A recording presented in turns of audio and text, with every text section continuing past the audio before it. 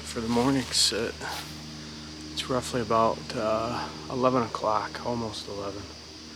You know, we only saw that one deer.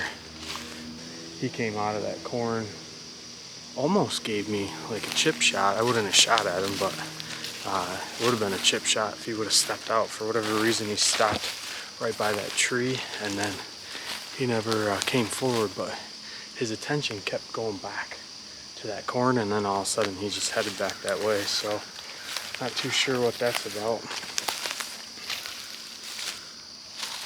Wind was kind of all over the place today, and then not to mention it was pretty warm. There's bees and flies all over the place right now. So we're actually gonna head out. I'm gonna meet up with Jamie, and then I think he's taking off for the afternoon, so I gotta figure out what I'm gonna do. The wind looks like it's gonna play nice for the urban area, the private land, so I might shift over there and see if I can't get a crack at that buck that we had an encounter with last week. So here we go.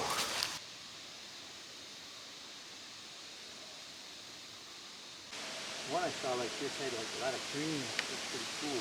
Oh, yeah. This whole damn thing. Good, not like these. I can't find any ripped up.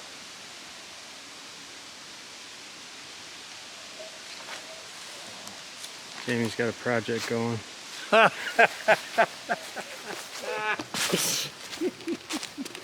It's for his wife. He's not out here just picking leaves for the hell of it.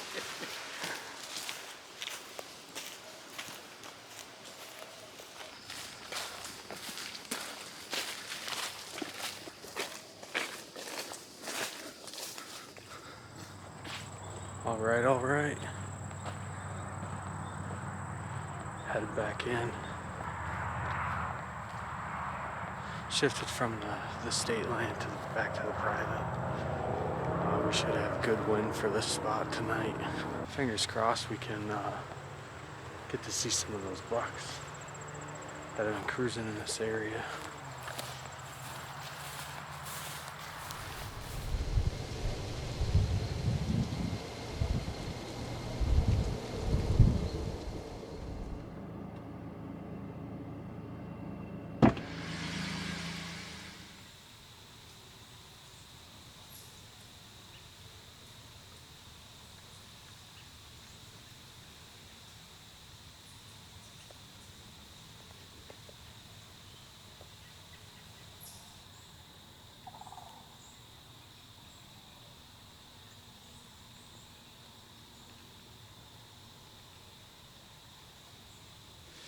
Oh man, what a bust.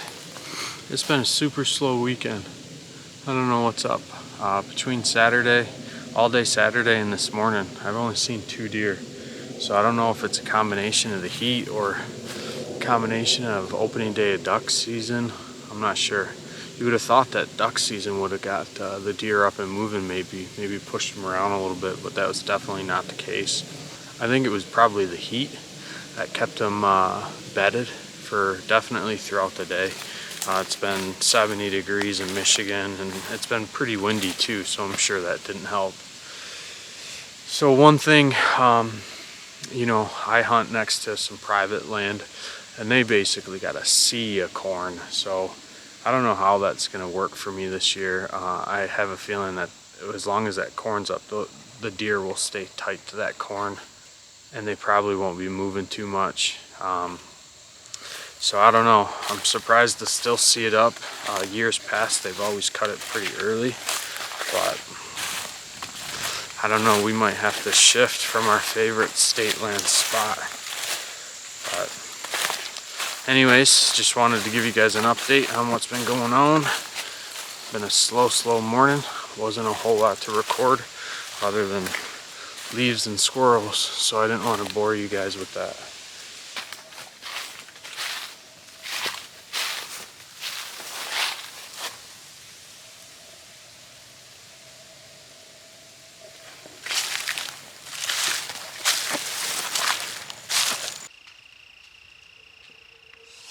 All right, everyone, so welcome back to another hunt recap for episode 2 of the Michigan Whitetail Hunting Series for 2020.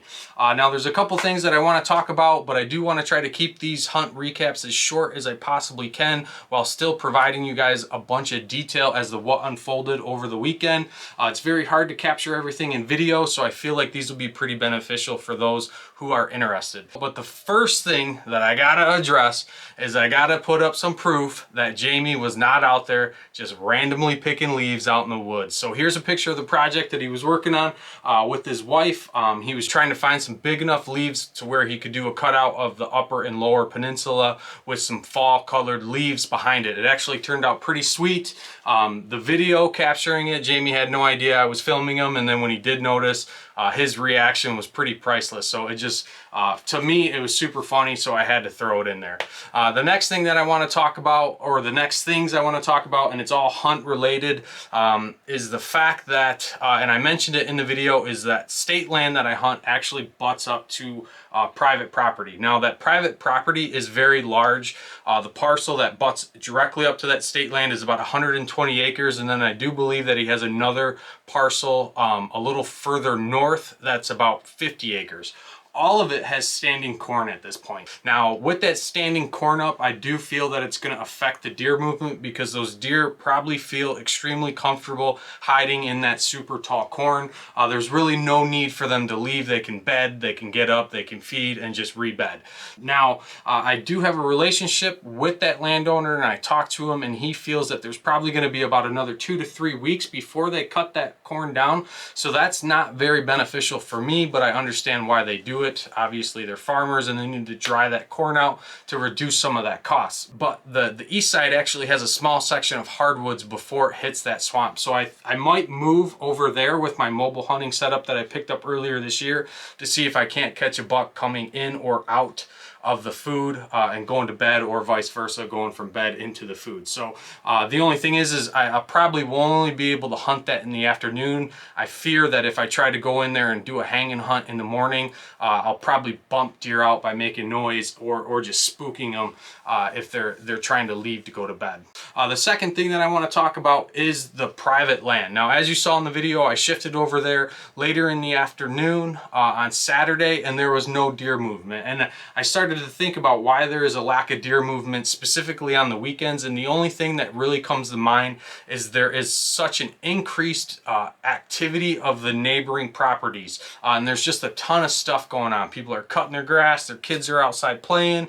and then both this weekend and last weekend they had fires going on, and you can smell it right into that field. So I think that those bucks are looking for different routes outside of that property or outside of that bedding area. So if I really want to capitalize on shooting crabby, that's the buck with the 2 crab claws on the front of his antlers. I'll put a picture in the video so you know which one I'm talking about. But if I want to kill that buck, I think what I'm going to have to do is I'm going to have to get in there one day during the week, which is very challenging because obviously I have work obligations and family obligations. The next thing that I want to talk about, and this is really intended for people who do not live in Michigan, so in my opinion, the lack of deer movement was a direct result to how hot it was. So it was super warm over the weekend. They were calling for 40-degree temps on Saturday in the morning, but when we got to the woods, it was already 60 degrees, and then it just slowly started to climb as the morning went on, and it actually reached like 76 degrees. I thought that the duck hunters may possibly push some deers around because it was opening day of duck season here in Michigan, but that was not the case. I only saw 2 bucks, one of which I didn't even get on film because he was about 100 yards away, and that was on Sunday morning. So it was just a super slow weekend overall. So hopefully next weekend we do have some cold temps rolling in. So hopefully we do see some increased deer movement over there. And again, I'm going to have to figure out how to make a play to see some more deer, at least in the state property. So that's going to wrap it up for this hunt recap. As I mentioned, I want to try to keep these short, but if you are new to this channel, please consider subscribing. Your guys' support greatly helps us out. And also remember, we do also have the MichiganAmbushOutdoors.com webpage where we do have some merch available. It's not a requirement that you buy any merch, but we do have some hats and some shirts. We also have some beanies in brown and blaze orange. Your guys' purchases of that merch greatly helps us out and keeps us doing what we're doing and keeps us cranking out content. So as always, like I said before, we greatly appreciate anyone who's watching watching the video. We greatly appreciate it if you subscribe, like the video, hit that bell notification, and then we will see you guys on the next one.